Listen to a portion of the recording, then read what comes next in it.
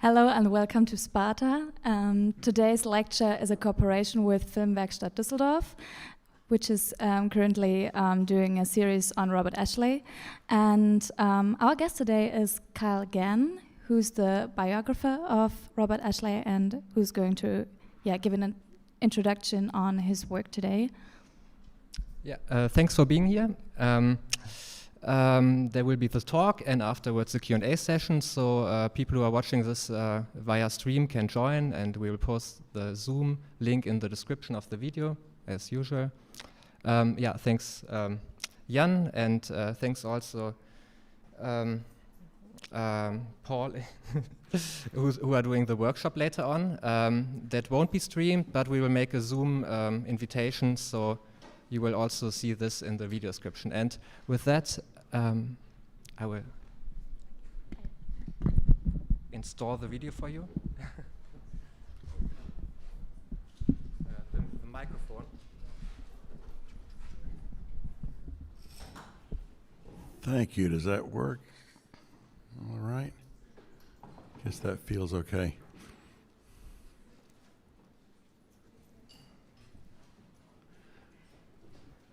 Thank you very much. It's very nice to be in Dusseldorf. Again, it's been 32 years since I was here, and it's very nice to have all this enthusiasm about Robert Ashley. I will give a quick introduction just to make sure, try to get everybody on the same page about who Ashley was, and then I'll hope to move very quickly into how his music is put together and give you an understanding of it.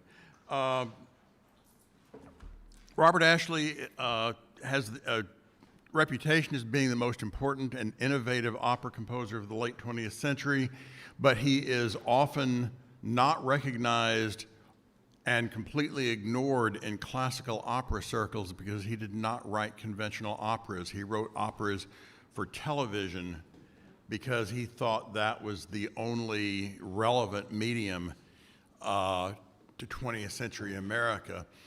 He was born in 1930, died in 2014. I knew him for the last 35 years of his life. He started writing operas in 1978, and his major operas, I've put them up here: Perfect Lives, Atalanta, Improvement, Don Leaves Linda, El Aficionado, and the capitalized letters there stand for Los Angeles. Foreign Experiences, Now Eleanor's Idea, Dust, Celestial Excursions, Your Money, My Life, Goodbye, Concrete, Quicksand, and Crash.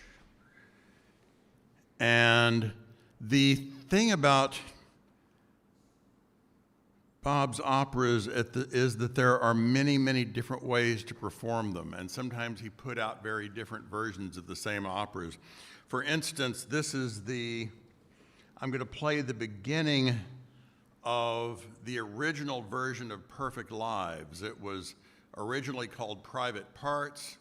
Actually, before that, its working title was Famous in a Certain Sense. But he finally ended up with Perfect Lives, and this is a meditation by a singer named Raoul de Nouget, who's in a hotel room thinking about his life.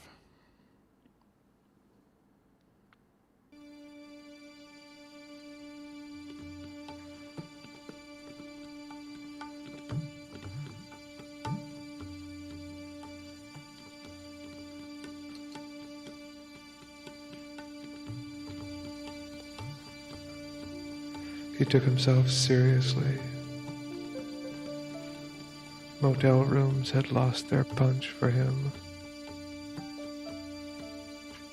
He opened all his bags. There were two, and inside those two there were two more. It's not an easy situation.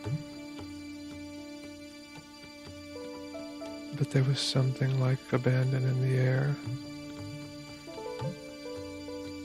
There was something like the feeling of the idea of silk scarves in the air. There was a kind of madness to it, the kind we read about in magazines.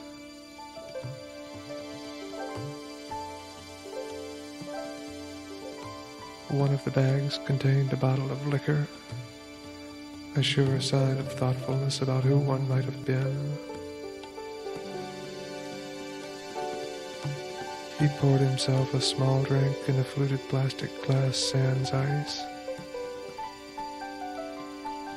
He thought to himself, if I were from the big town, I would be calm and debonair. The big town doesn't send its riffraff out.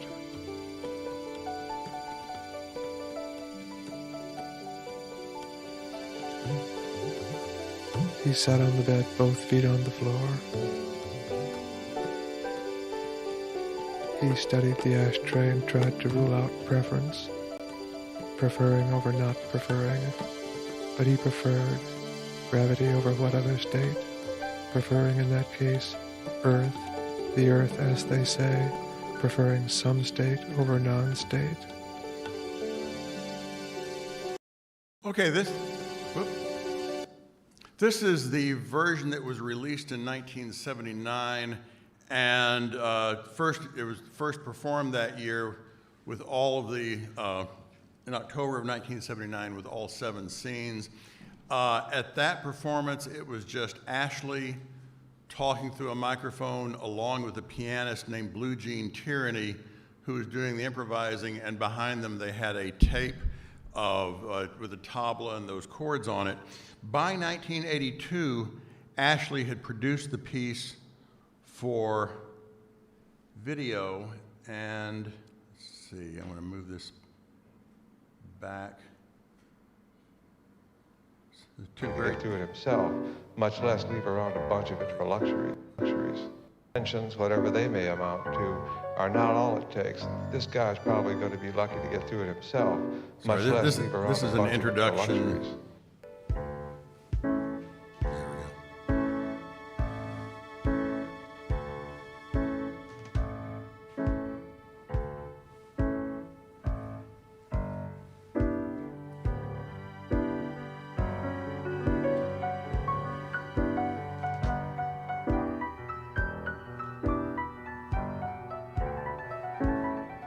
He takes himself seriously.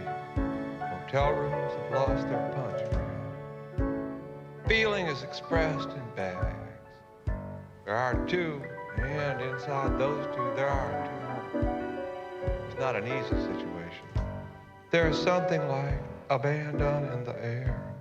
There's something like the feeling of the idea of silk scarves in the air.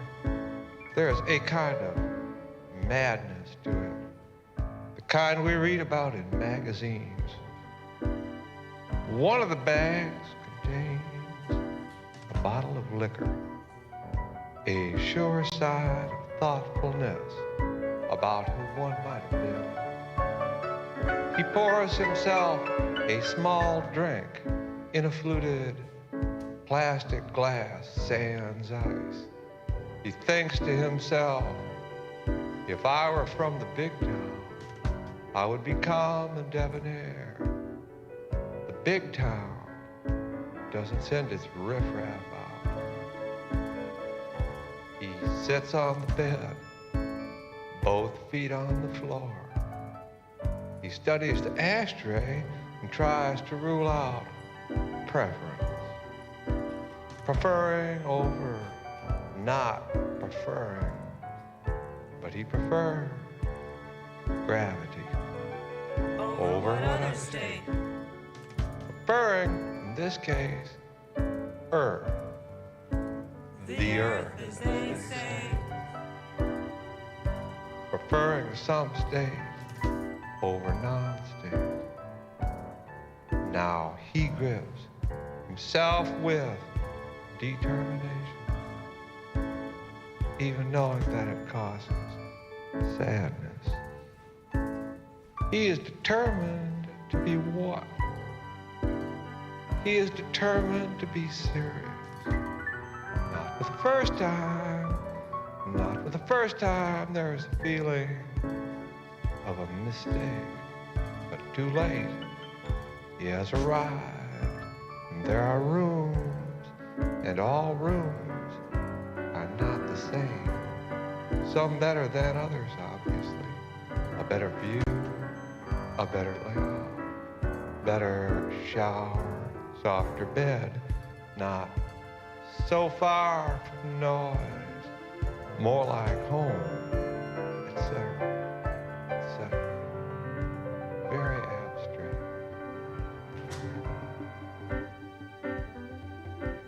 He lifts the telephone from its cradle.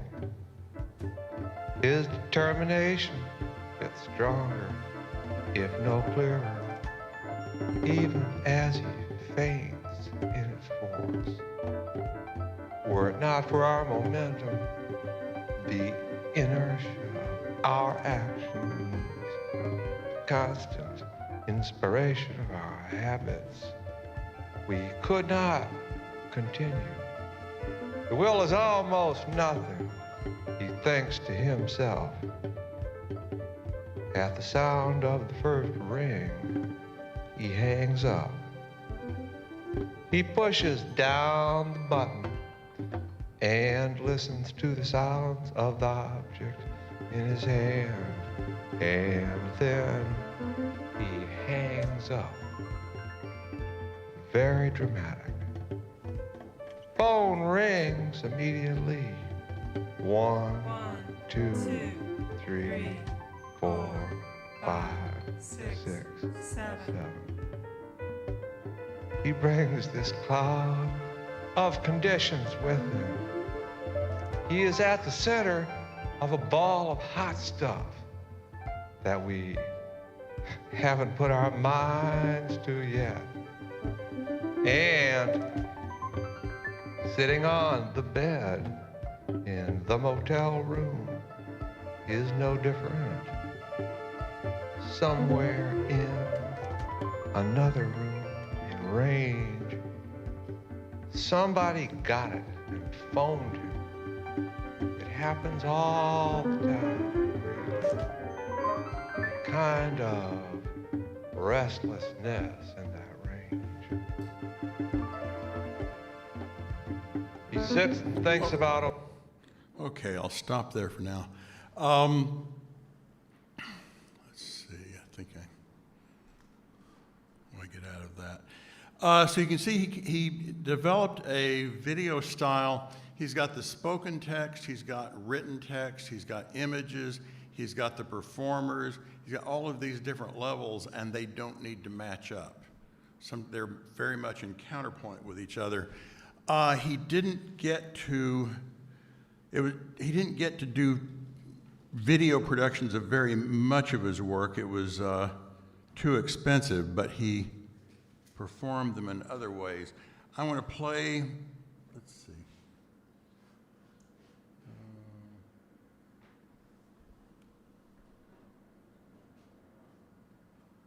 I want to show you one of his scores. He did not note, although he was a trained musician, a very good pianist, he did not notate his work in conventional notation. Between 1959 and 1992, he did not write a work in conventional music notation. In fact, that's one reason I wrote a book about him. It was for a series of books on American composers, and I was told that they wouldn't allow musical examples, and I always use musical examples, but I thought, hey, I can do Bob Ashley, and his musical examples don't look like musical examples, so I'll print them and they won't know that I printed musical examples. So one reason I do it. I want to play a little bit of a piece called Foreign Experiences. This is one of his most complex operas, and I want you to get an idea how it sounds before I show you the score.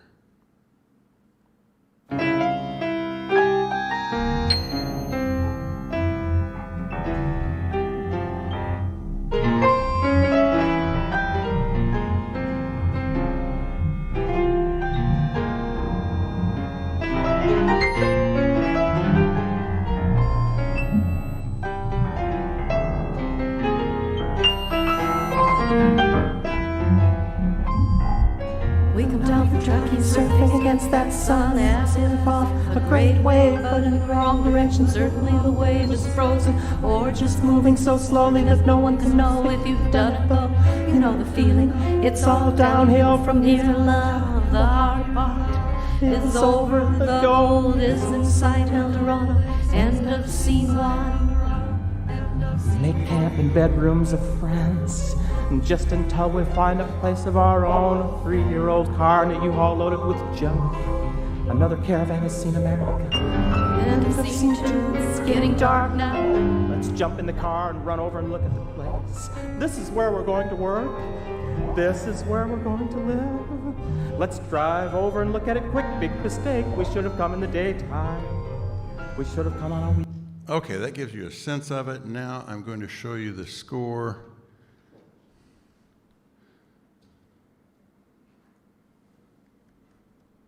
Oops.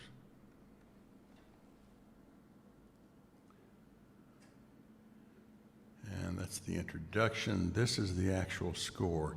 This is the most complete score I have of his. All of his scores have different information. Some of them are for the singers, some of them are for the technical people, some of them for the musicians, etc. This has a lot of information all at once. You can see it says there are 4 beats per line at 90 beats per minute. And his operas, the text, or the scores for his operas are basically lines of text. He was very, very, very text-heavy operas. And I'll talk about let him talk about his theories about that in a minute. But you can see, generally, he would, although it's not musical notation, he would put a line under the accented syllables. So he said, we come down from Truckee surfing against that sun. He puts the lines underneath the syllables that are accented, and if there is a rest on an accent, he just puts a slash there with a line under it. So there's an accent, there's a rest on a beat.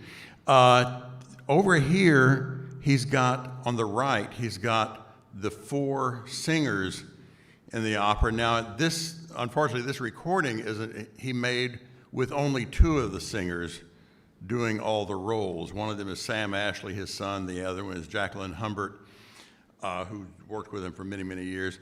And you see a little musical chord up here. This is a chord that is sustained for that section. And as you go through the piece, the chords will change according to a predetermined scheme. And the other lines it shows the reciting pitch for each singer. And sometimes that changes. Sometimes there's a little melody that comes in that's notated on the side. On the left is shown who's speaking at any given time. So I'll play that again, and you can,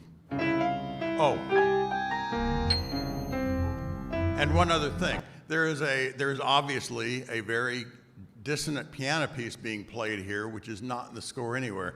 This is Bob's operas are heavily autobiographical, although he often invests them with other large historical ideas as well.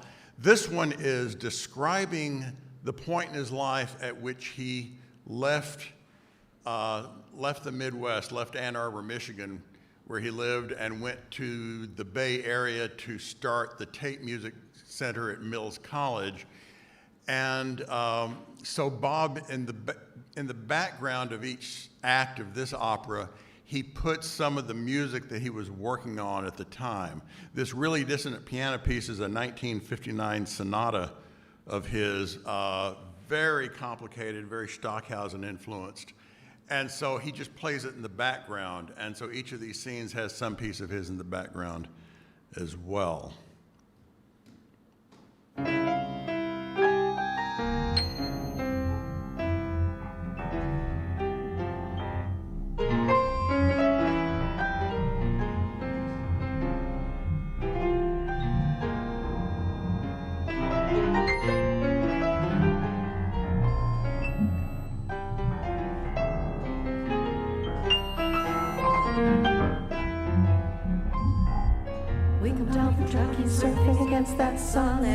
it off a great wave, but in the wrong direction. Certainly the wave is frozen, or just moving so slowly that no one can know if you've done it though.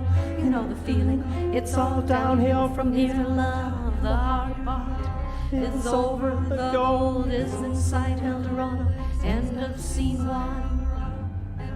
Make camp in bedrooms of friends, just until we find a place of our own. A 3-year-old car and a U-Haul loaded with junk. Another caravan has seen America. End of scene two, it's getting dark now. Let's jump in the car and run over and look at the place. This is where we're going to work. This is where we're going to live. Let's drive over and look at it quick. Big mistake, we should have come in the daytime. We should have come on a weekday. I didn't get this till later, smack into it. The worst time of day, the worst day of the year. We drove smack into it, leftover dreams. Back gate of the college, remember the back gate part? Later they closed it forever. It was, how shall I say this? It was too dangerous. The layout is stupidly simple, an iron gate and a road that goes straight ahead, slightly uphill and to the right. We're past the dead fountain and the shingle names. We are into the trees, a quaint wooded area, about 200 yards, the whole thing. Then you come out in the campus. A stop sign across the street, a strong smell. Eucalyptus came in from the Far East by mistake. I can't even describe how dumb this is. On the right there's a square building in shadows, on the left and just behind is Faculty Village. So-called how nice, hidden in trees. We pass because it's hidden seeing. Now here's the hard part. Pause, something happened here once, and it is still here. We just drove through it, scared to the teeth. Hens, dogs whining, nobody says a word. The new world, and we're gonna work here. Starting tomorrow in the presence of this thing, my heart turns to stone. I have become one of those explorers long gone now. Led his men and women through all kinds of dangers, laughing, drugs to Eldorado. Then suddenly you're in the heart of it. Before you know that it's happened, you are there with a common knowledge that you are in trouble. MSN and I are in trouble. This place is haunted, end of scene 3. Work late in the studio, very end of the building. I don't like the building at all. Somehow the layering is blurred. Even now I couldn't tell you, after 1,000 times up and down, whether the studio is floor 2 or 3. The confusion is right there, a part of it. To explain, I'll tell a story naturally. Medical students in turn into ideas, I know this. 6 months in the private skin, so-called. You go around with Trapper John M.D., notebook ready deciding what possibly could be wrong with people who are simply dying in bed. Then 6 months in the public skin, so-called. Emergency entrance, first floor, hauls off the tiles again. Another guy just came in without an arm.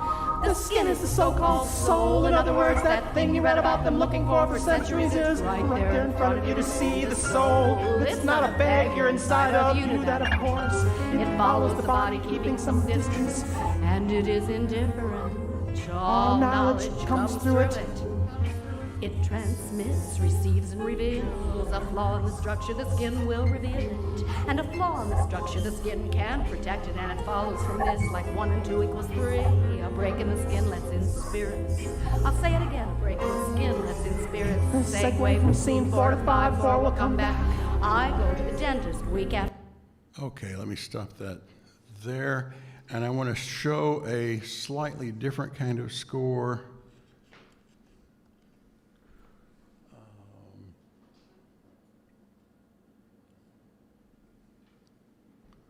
This is a later opera called Celestial Excursions. This one shows more later in his work. Ashley got more and more interested in having more than one text at a time, and you can see in this case, and especially the second scene I'm going to show you here. One of the things you can see here is that the rhythmic structure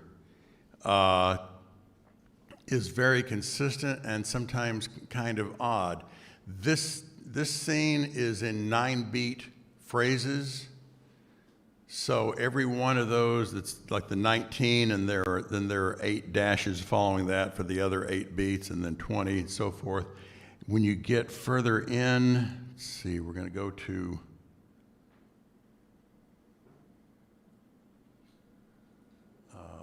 Yes, this one. And this is in 22 beat sections. So you can see there's 11 down there, and each of that is 2 beats. So I'll start with this one, and you can see this one is Celestial Excursions is one of the most musically beautiful operas, and in certain ways it's very, very simple. The entire piece is on the C major scale. There are no sharps or flats, and you can see the sustained chord and whole notes, and the 4 sets of initials there are the 4 singers, and it shows what pitch they play on, they sing on, or around, I should say. So,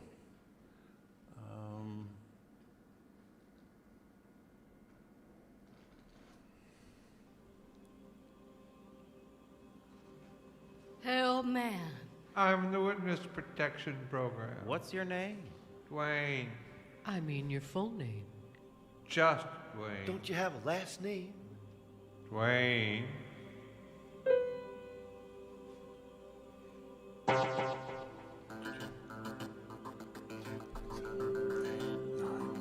A group of so-called fictitious characters is just as bad as a group of so-called real ones.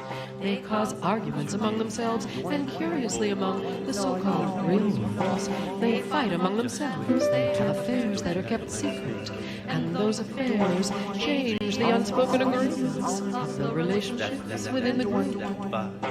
You can't trust them at any time or anywhere to be telling the truth. The real ones are the same way. So there's no difference, except that we're used to the behavior of the real ones, or we think we are. But the unreal ones get by unnoticed, they get written about, and their reasons are taken seriously. And if they are really old in the sense of outdated, sometimes there is a question about whether they were real at one time and somebody just made them unreal. But generally, we take them more or less as they come. The real ones can pretend to be the unreal ones, of course. This is called acting. No one knows why we do it. It's so stupid among people who don't like it. This behavior is called the curse of the theater. That is for the real ones to pretend to be unreal ones. But this is just the simplest form. The real ones can pretend to be other different real ones, and those pretend real ones can pretend to be unreal ones. This is called being an actor. A common example in another line of work, for instance, is the example of the conductor leading the orchestra in a musical performance of a work that was not conceived by the conductor. I've seen this. Say the performance was conceived by one Ludwig van Beethoven. Then the conductor leading the orchestra is pretending to be one Ludwig van Beethoven. It has to be, however absurd that seems. Else where would the conductor get the authority to leave the orchestra and tell them how the performance is supposed to go? We see this all the time. You know what I mean? And you thought the Greeks were barbaric. Objects are the same way. I mean, big objects, as well as small ones. Objects so big they don't even get the name. For instance, oceans. Now that's an object, but even at its size, it can't maintain its own identity. It has to be attached to something else.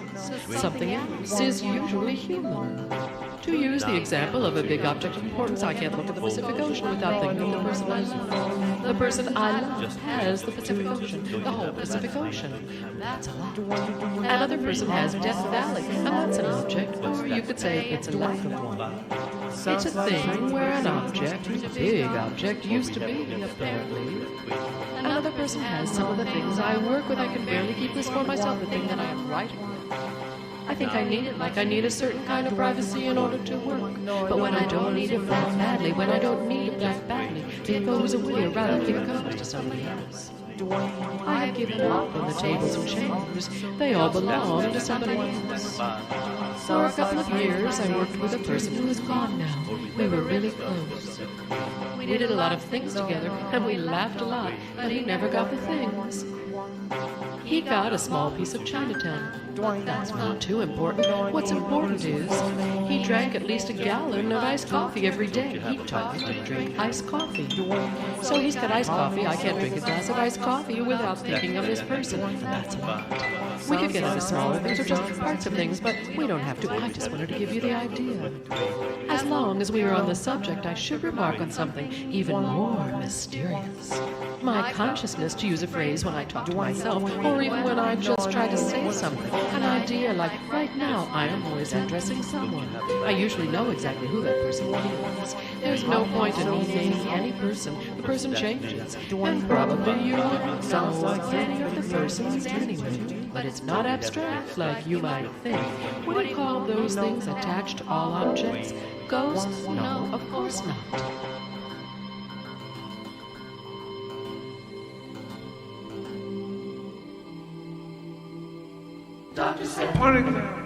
Okay, I'm going to switch to a slightly later scene. It's page 11, and here you will hear much more the two streams of text going on at the same time and how they relate to each other. And this is on to get to 7:45.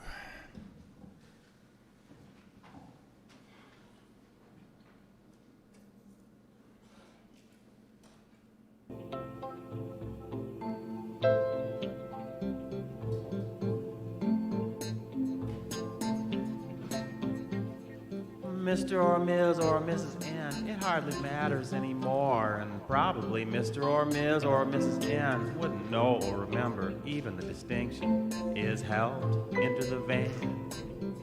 Mr. or Ms. or Mrs. N with a number of other people, all more or less in his or her condition. They are leaving the Death's Door Hospital somewhere in the great Southwest.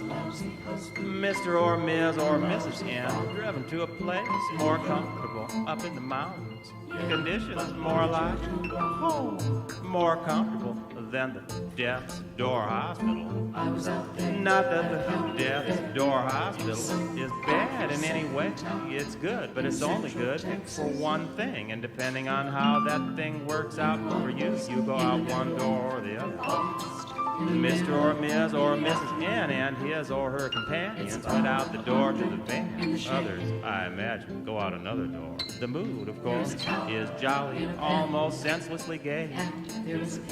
Everybody talks, sometimes or most times, all at the same time, as best they can. Nobody listens as best they can. The driver of the van is in somewhat better condition, I guess, and he is more or less responsible, along with a couple of flight attendants from the Death's Door Hospital, to make sure the riders are comfortable, according to information from the staff of the Death's Door Hospital about who among the passengers will need to stop most often. To be carried bodily, of course, to a roadside toll facility, lifted out of his or her seat, slung over the driver's shoulder, and carried to the little cubicle. Undressed as much as necessary and instructed to call out when the job is done, at which time the driver will re-enter the little cubicle with a damp cloth. Neither too warm nor too cold to finish up what cannot be achieved with the convenient roll of paper attached to the wall of the little cubicle. This might be 2 or 3 of the passengers, one after another, into the little cubicles, bodily, of course, but usually it is just one. It looks like the policy of individuality among the passengers still maintained almost intact, if a little skewed, being who, me? As if the efficiency of the singularity of the facility, e.g., no services for the next 29 miles, the driver's strength and courtesy, his delicacy and propriety, with regard to the purpose of the large roll of paper on the wall of the cubicle, his comforting indifference with regard to differences among humans, and most of all the brief pleasure of the damp cloth, that neither too warm nor too cold, were of no consequence to the ongoing temporary but vast and human scale schedule of keeping the thing going for our species on this globe. Circling, we are told, in some kind of space around the source, now nearer, now farther, depending on, I guess, the time of year. There is no agreement on these matters, except among those kind of people who think they know it all, ungrown-up college boys and girls, awed and believing in the coincidence of numbers. But we invented them, were of no consequence to the ongoing, temporary, but vast, in human scale, schedule of us and our things. Conveniently a variance on conveniences, as the road sign says, well known to the driver who has made this trip frequently for the past few years and knows every bump and curve and sudden change of scenery. That will bring the conveniences into play. Conveniently, the room of small cubicles and wash bowls and paper towels is most often connected to, in fact, architecturally, sounds like everybody, a part of a larger matter of conveniences that include a baffling variety of food and drink, sometimes reflecting in a superficial way what might be called ethnic origins, which can be purchased and dispersed to the waiting inhabitants of the van after their careful consideration of the menu read and recited. I can't find my glasses.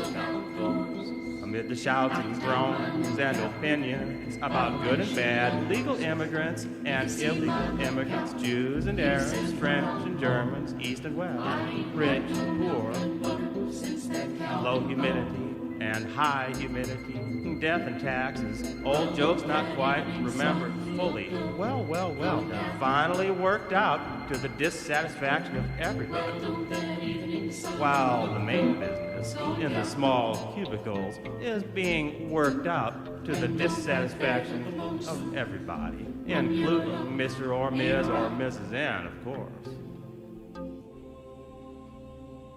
She asked me to write a love letter, something she could hide in a shoebox in the drawer.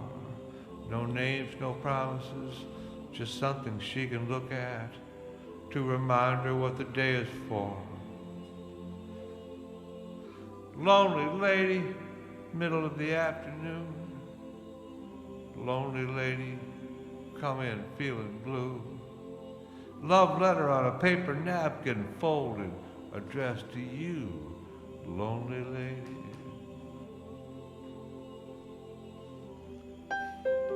And then there's a chance for a solo by Blue Jean Tyranny.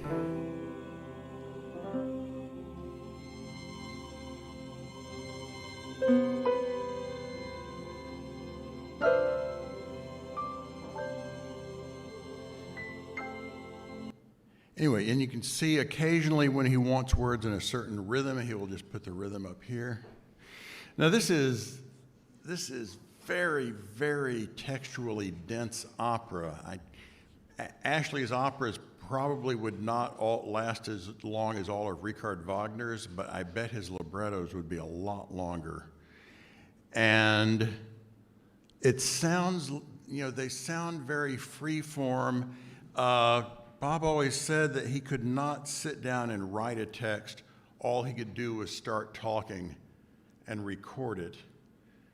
That he had to do the text that way. And yet, there is really nothing free form about these operas.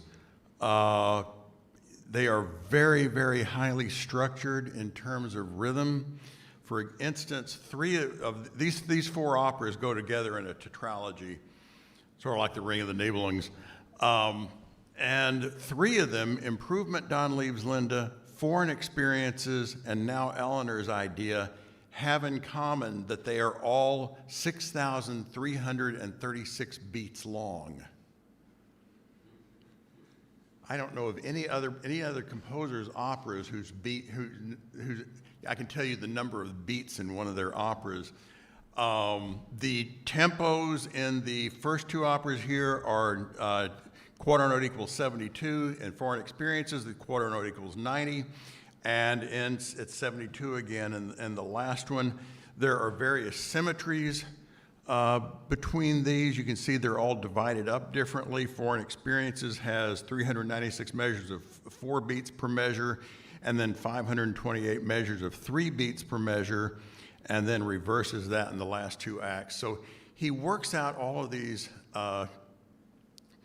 he works out all of this in advance, and part of it is the idea of being for television. In Perfect Lives, each scene is 22 minutes because he was going to show them on television, and in 1980 when he did it, the length of a commercial television half hour was 22 minutes, by which it meant that you had 8 minutes of commercials and 22 minutes of content. After that, after Ronald Reagan generously increased the amount of commercials you could have, which we all bless him for. And Bob was also at University of Michigan. He studied with a Bach scholar named Hans T. David, who is probably the leading Bach scholar of his generation. And David talked a lot about mathematical proportions in Bach and how 2 movements over here would be the same length as another movement in the middle, things like that. And Bob was really, really impressed by all that. And it kind of set his whole idea of how to do rhythmic structures for operas. I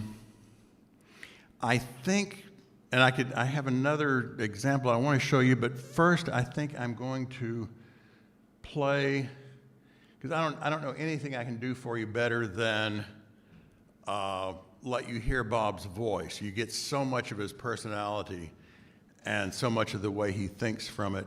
This is I did over 30-something hours of interviews with him between 1991 and 2012. And this is one in which he talks about his initial decision to use his own voice in operas and what he was trying to get by using various people's speaking voices in operas. How long did it That's take me. you to I was much reach younger the and point handsomer of than I am now. basing your music so much on your voice? Was that a surprising thing when you realized you could do that, or It actually, all the time I was working with the Once group. Whoops. I guess I have thought about this. People have asked me about this. When I was working with Milton Cohen, and I had made this funky little studio in my house, I noticed that I did a lot with my voice, but kind of sound effects, like electronic, and they were to be treated electronic. Yeah. And then when I was working with the Once group, I never used my voice. I didn't. I wrote for everybody else's voice, but mine. And then when I started thinking about music with roots in the ether and talking to David and Phil and Alvin and thinking, I was convincing myself that the way they talk, the actual sound of their talk, very much resembles the sound of their music. There's in other words, once Phil Glass starts talking, you can't stop him. It's just exactly like the Phil Glass ensemble. Right. And David Behrman, you have to coax every word out of him. And Alvin Lucier has got everything prepared and probably memorized, for all I know. So I didn't think about using my voice, except that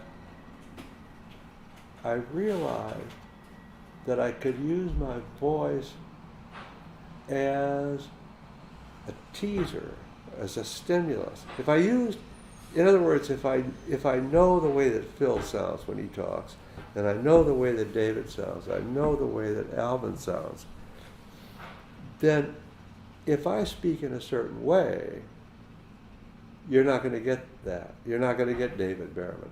But if I speak in the proper way with my voice, if I use my voice in the proper way, then you're going to get the real David Behrman talking.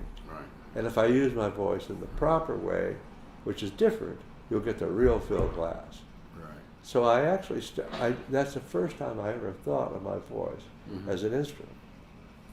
Huh. Then, I told you the story about the guy who wanted to make The Wizard of Oz. Right. And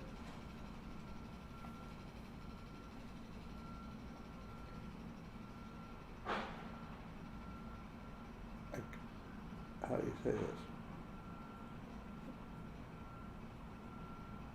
When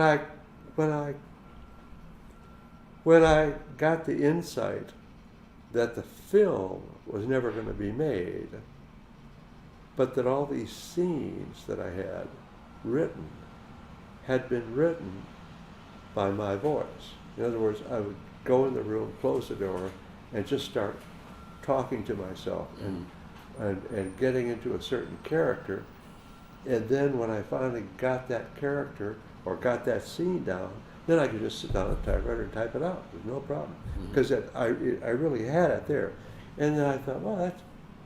And then I told you that when I was going to make that record for Lovely, I auditioned Mimi. My first thought was to audition people and get other people to read the text. None of which was successful. I mean, the ones I wanted wouldn't do it, and the ones I didn't want, I didn't want. So I was stuck. So I just read the thing with my own voice. Yeah. And I said, oh man, God, that's a wonderful instrument. You know, you should. And then, of course, if everybody likes it, why not do it? So I just, so I decided to do the whole Perfect Lives. I decided to do the whole Perfect Lives by myself. Well, I mean, I had Jill and David as chorus, but I decided I would just do the whole thing. And then I got really interested in my voice. I mean, I got interested in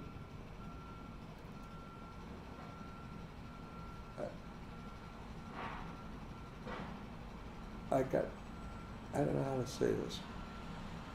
I got interested in the fact that the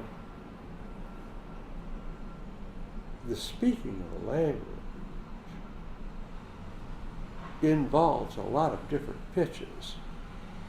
If I said speaking of a language, I mean, that's like a little tune. I just wrote a little tune. Right. The speaking of a language involves a lot of different pitches, and there's like a jazz way of handling those pitches, and there's Eastern country music way, and there's the Amarillo way of handling those pitches, and they're all different ways of handling those pitches. Yeah. So. I'll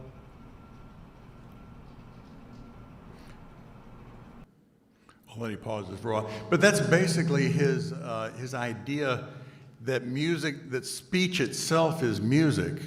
And so whenever I had to be very careful not to write about people just talking during his operas, because he was insistent that that speech was a kind of singing.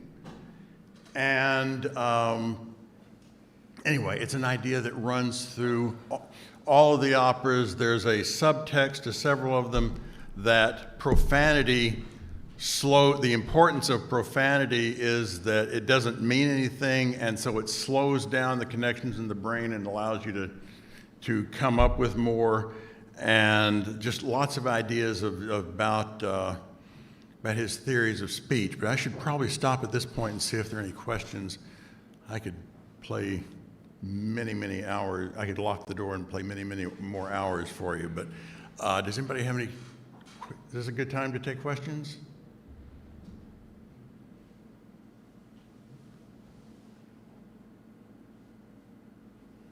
Or just keep going? All right.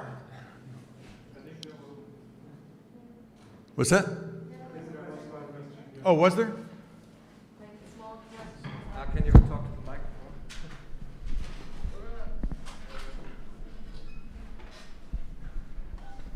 Like, you were saying that Robert Ashley received speech and talking as a melody and as singing. Yeah. And did he ever compose like operas in another language than English? Yes. The question is whether he ever composed operas in language other than English. A little bit. The commission for Atalanta, his third opera, came from Italy, and so on the recording he made, half of it's in Italian, half of it's in English, and I bugged him to try. The text of that opera is so wonderful. I bugged him to let me hear a recording that was all English, and he insisted that that was unnecessary. That you're listening to the musical words, not the sense, and that listening to it in Italian was just as good as listening to it in English. So he wouldn't. He published that text so I can read the whole thing, but he didn't think it was necessary to hear a recording that I could understand. So.